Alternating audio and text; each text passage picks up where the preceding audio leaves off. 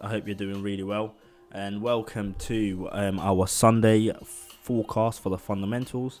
And we are going to break down a few of these fundamentals on what they mean and what we are looking for, and how they could potentially affect the forex market and the pairs that we are currently watching. So we have the GBP GDP coming out on Monday at 9:30 a.m. This is the London time, 9:30 a.m. And it's at the moment expected to be at zero point 0.1, where previously it was zero point 0. Okay, what you need to understand is this: that the GDP contracted for the first time in 2012, for the first time since 2012, in the last quarter and the quarter of April to June. Okay, so with that being said, we are expecting a negative data for the GDP. Okay, since we've seen the first decline in growth for the United Kingdom due to Brexit, we do still expect growth to fall and the economy to contract. So for GDP, it's going to be a negative data. That's my forecast for this. But if we do get a positive data, we could see a rally on GBP pairs. But at the same time, we also have the manufacturing production. Okay, this is at the moment expected to come out as minus 0.3 at the moment. Forecast previously was minus 0.2, and if we get minus 0.3, we could see a bloodshed across the board for GBP pairs. If we get both negative data, we could be looking at a huge sell-off. Okay, I will be keeping you guys updated on these two pairs. I will be looking at the fundamentals prior to when they come out, but also be looking at price action as well. If we could potentially get into those trades early, have our stop loss at break even before any of these fundamentals come out. But also what you've got to take into consideration is that we did have some Brexit news come out during the week. We've had one of the members of parliament resign for the Tory party. We've also had the French minister come out today and make comments about the Brexit. He did say that the UK have no extended time from the 31st of October. They must leave the EU with or without a deal. So negative again for GBP, and pressure of a no deal Brexit again I think will start to loom Monday, Tuesday, and we can expect massive pressure on GBP sales to the downside. All GBP pairs at the moment are at a very good level, and they're at all good heights for them to fall. And the reason for them to get to these rally highs was because of the fact that Boris Johnson, the scum, he basically failed to win 3 votes during the previous week, which basically could have led to him pressing for a no-deal Brexit. But because he failed and the House of Parliament have actually gone against him, we are heading for a scenario of a deal. And this could potentially create optimism again. Okay, optimism is crucial for GBP pairs.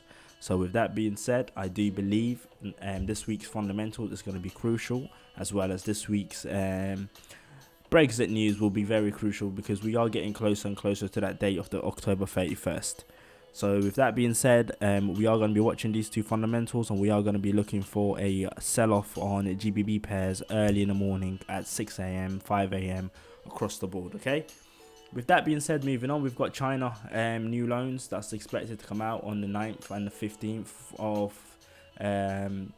September. These two dates. At the moment, they are expecting the new loans to be 12 billion.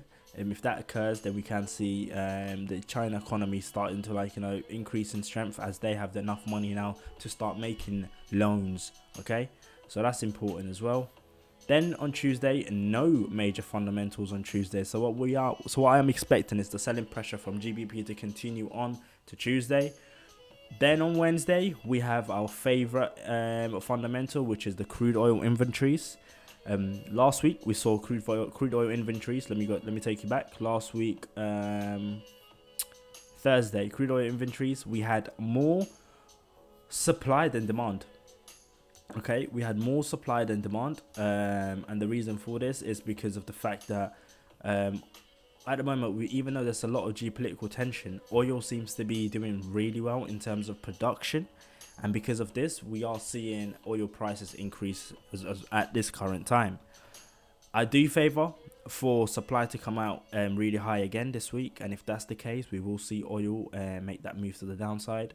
and we could potentially have a huge sell-off on oil. So I will be watching on this, because if so much supply is there in the market, what would happen is the price of oil decreases.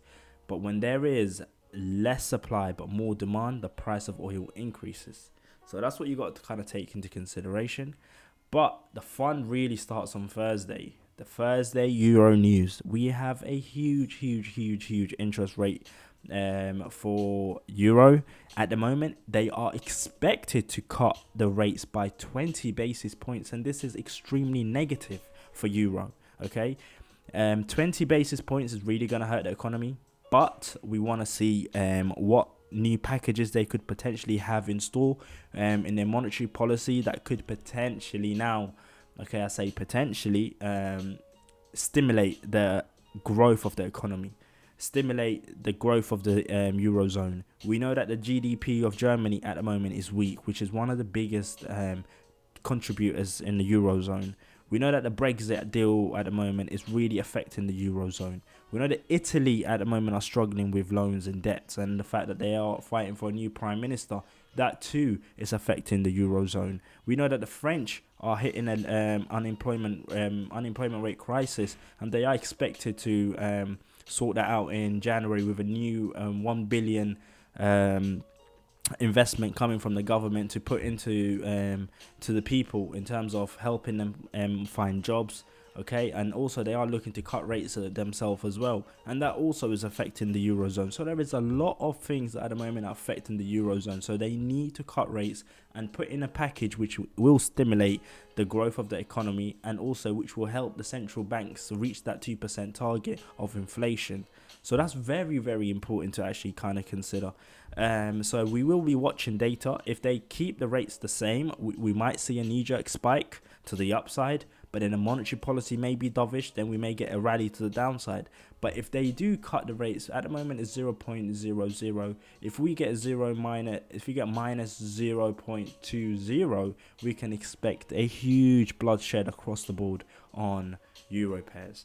Then on Thursday we have USD CPI and core CPI, which is consumer price index, which we will see, which may have some effect on the dollar. If this comes out all positive, the economy of the US will still continue to strengthen. Then on Friday, we have retail sales and core retail sales again, which will make some movements in the market. But again, I do favor all of this to come out positive for the US economy. With that being said, there is a lot of fundamentals. I will be keeping you updated. I will be also monitoring every single price action. We also have next week a lot of fundamentals, which is on the 16th of September, which we'll keep a close eye on.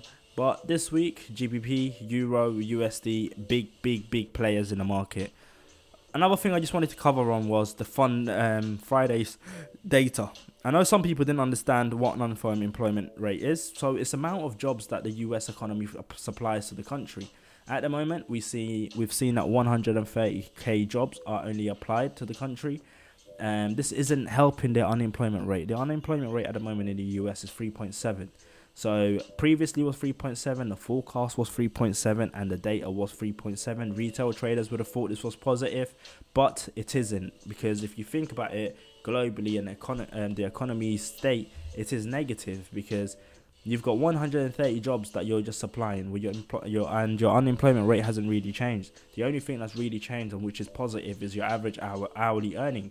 That's gone up by a 0.01%. So at the moment it's at 0.4. Previously was 0.3. This is the only positive thing that I will personally take from the US economy. And then we had the Fed Chair Powell speaking at 5:30, and he said that the US economy is one of the strongest economy at this current moment. He said that we would not be hesitant to rush into cutting rates.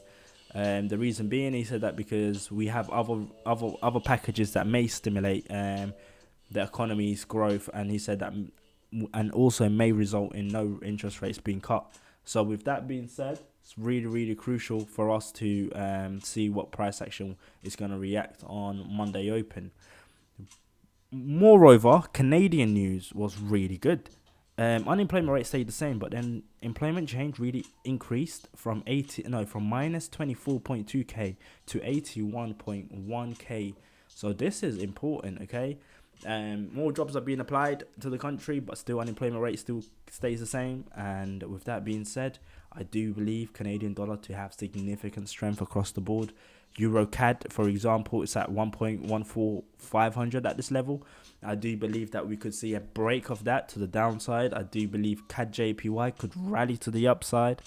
NZD CAD can drop significantly. It's at a level of resistance. We've got USD CAD can take a hit all the way, push to the monthly support at 1.31 can get hit. So there's quite a lot of moves that could really occur in the Open of London session. So we are going to be watching every single move and keeping you guys up to date with it. All right. I hope you enjoyed this market breakdown. I hope you enjoyed this just fundamental breakdown. Technical analysis will follow, but technical analysis will only be for our students. But I hope you enjoyed this, and I hope you really can stay in tune and, yeah, catch up with everything else. Anyways, peace, guys.